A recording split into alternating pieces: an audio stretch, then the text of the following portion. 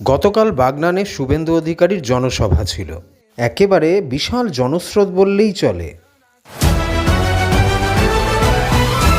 আমি দায়িত্ব নিয়ে বলতে পারি 25-এর বেশি পাওয়া যাবে যারা বলবে আমি এইচএস পাস, আমি গ্র্যাজুয়েট, আমি অনার্স, আমি পেটের দায়ে টোটো চালাচ্ছি। এই রাজ্যে বামফ্রন্ট রেখে দিয়ে গেছিল 1 কোটি বেকার। মাননীয় মুখ্যমন্ত্রী তার সরকার এটাকে বাড়িয়ে করেছে 2,15,00,000।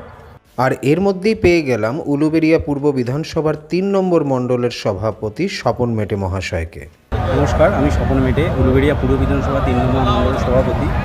তো শুভেন্দুদা আমাদের একটাই আশ্বাস দিয়ে গেলেন, একটাই বার্তা দিয়ে গেলেন যে পাল্টানো দরকার, চাই বিজেপি সরকার। যে দুর্নীতি, যে অরাজকতা, যেভাবে আমাদের সাধারণ মানুষের ওপর যে অত্যাচার, নারী সুরক্ষা নেই, আমাদের স্কুলে শিশুরা যে আমাদের বাড়ি থেকে যে বাচ্চারা যা স্কুলে যায় তাদেরও কোনো সুরক্ষা নেই, তার বিরুদ্ধে দাদা আমাদের আশ্বাস দিলেন যে আগামী দিনে দরকার বিজেপি সরকার, তাই পাল্টানো দরকার, চাই আমরা বিজেপি সরকার। শুধু তাই নয়, শুভেন্দু অধিকারী চলে যাওয়ার সময়ও যেন জনজোয়ার উতলে পড়ল আরও বেশি।